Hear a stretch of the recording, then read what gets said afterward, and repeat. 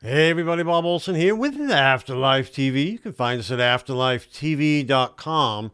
This is where we're going to be talking today about psychics versus mediums. Which one's better for you? It's a very great question, actually, because a lot of people make the mistake of hiring a psychic when they should be hiring a medium, or hiring a medium when they should be hiring a psychic. And it's just because, well, there's good reasons for it. And I'm going to explain to you why there's so much confusion about it. If you don't know me, my name is Bob Olson. I founded Afterlife TV, and I'm the author of this book, Answers About the Afterlife. I'm a former private investigator who began investigating life after death, searching for evidence of it back in 1997. With that, let's answer this question: psychic versus medium. Which one's better? It really depends on what it is that you're looking for. So the reason you would go to a psychic is because, we'll just say you're at a crossroads in life. You're trying to make some decisions, trying to gain some guidance. And really what you want to do, and I recommend that we do, is we follow our own intuition. And some people might call it their gut instinct or a gut feeling about what direction we should go regarding any question that we may have in life. Sometimes our heads kind of get in the way, and there's a fine line between our intellect and our intuition, and so we can get a little scrambled up and not really know, am I acting out of fear? Am I acting out of, because this is something that I really want? Or is this really my intuition speaking to me? And that is often when I personally would go to a psychic for guidance. Now, psychics are connecting with your aura, with universal energy. One might say infinite intelligence. You could call it the quantum field. You could call it the Akashic records. You might have heard of that before. They're able to connect with all of these things. And in order to help you find the answers that you're seeking. Now, the best use of a psychic in this case is not to take what they say and just do whatever they tell you to do.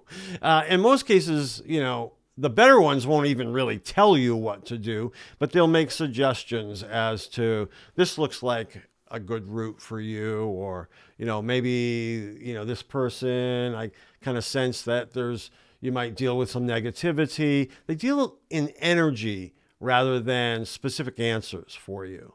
And while some people don't want that, and they can find psychics who will give them more specific answers, my recommendation to you is you go to a psychic to confirm what your own intuition is already telling you. So that's that scenario where you're trying to make a decision and you're not sure if, your fears are in the way, or, you want it so bad that you can't figure out what your intuition is telling you.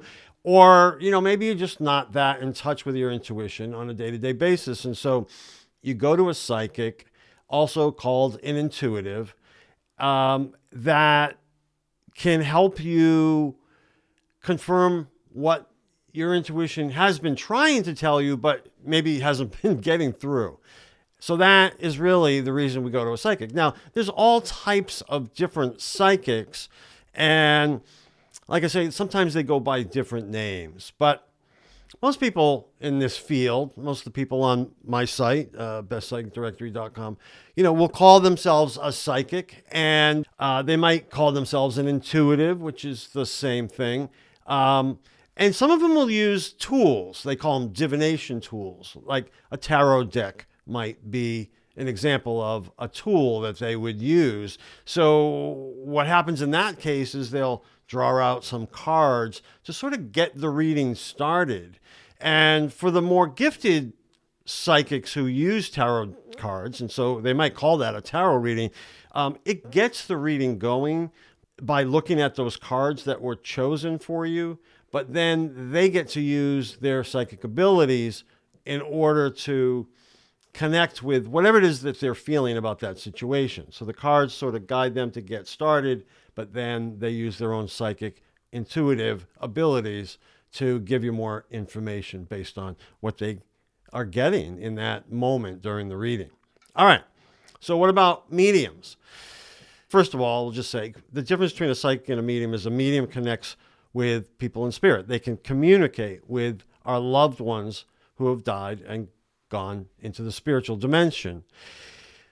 The reason for the confusion is back in the 90s, everybody was calling themselves a psychic medium. So, so now, the word psychic was in the phrase. And eventually over time, somewhere in the early 2000s, we just started calling them mediums.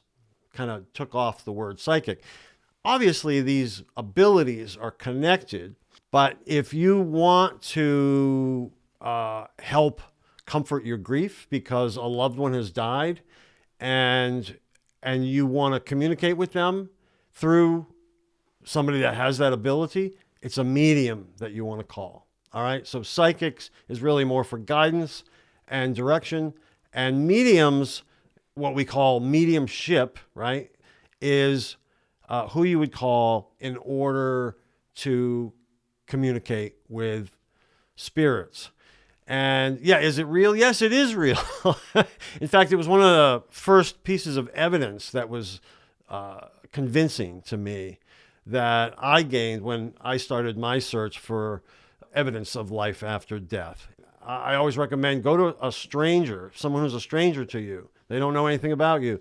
Go to them and get a reading with them. And then when they start telling you things about your loved one in spirit that they couldn't possibly know, things that are accurate, maybe their names, maybe just their initials, maybe their first name, but they will tell you what their personality is like, what maybe they did for work, the circumstances around their death. They can tell you what their hobbies were, what their interests were, the kind of clothing that they wore typically. Were they grouchy? Were they really loving? And then they will start to communicate with this deceased loved one so that now your loved one in spirit gets to talk to you about maybe things that they've witnessed in your life since their passing. They'll give you information to prove that they're around you and are aware of your life right now. Lots of reasons to go to a medium.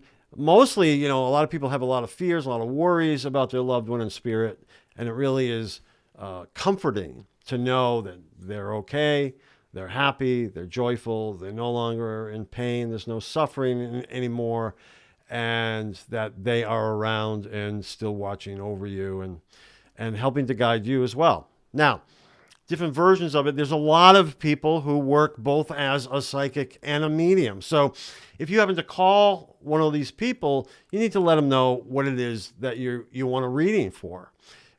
Don't expect them to ask. They should. Certainly they should ask, but sometimes they just don't. So, we're dealing with human beings here. I wrote an article many years ago, I think it was in the late 90s, mediums are people too. And it's true, right? Psychics are people too.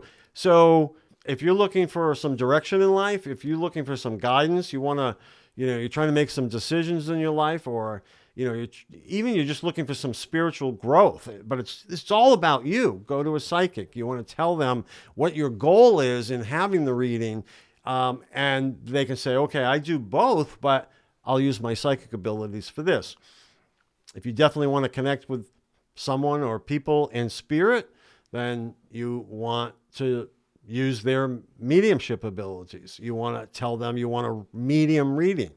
Now, there'll be some that will mix the two. So, for instance, I've had psychic readings where most of it, 90% of it, was exactly as I described. It's them using their psychic abilities to get information from my energy, my aura.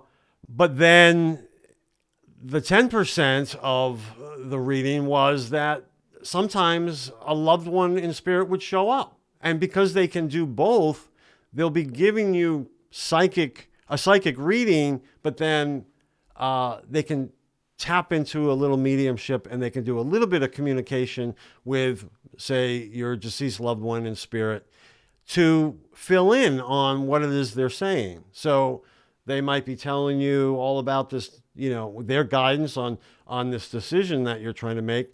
And then maybe your father or your uncle or your sibling will show up to give their input and tell you. If that's okay with you, you can let someone, if you know that they work both as a psychic and a medium, you can say, primarily, I want a psychic reading, but if, someone in spirit shows up to give some advice to add to it, then I'm certainly open to that and happy about it.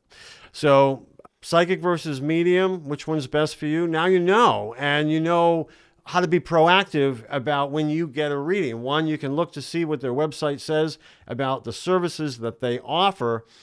If they only do psychic work, you know what you're getting now. And if they only work as a medium, now you know, okay, that's spirit communication. Maybe that's something you want. Maybe it isn't. And if they, on their website, say they do both psychic, they might call it intuitive work, and mediumship, then you can recognize, you might even request, I want a little combination of the two. So that's what that's all about. I hope that answered your question for you. If you want to learn more, you can check out my book, Answers About the Afterlife, a private investigator's 15-year research unlocks the mysteries of life after death. And if you're looking for a good psychic or medium, check out bestpsychicdirectory.com. Best Psychic Directory has hundreds of psychics and mediums where they've already been vetted so that by me, and so you know that all the people on bestpsychicdirectory.com are both credible and reputable and legitimately gifted. Thank you so much for joining me today. I hope this answered your question for you, and I look forward to seeing you in the next video. All right, bye-bye.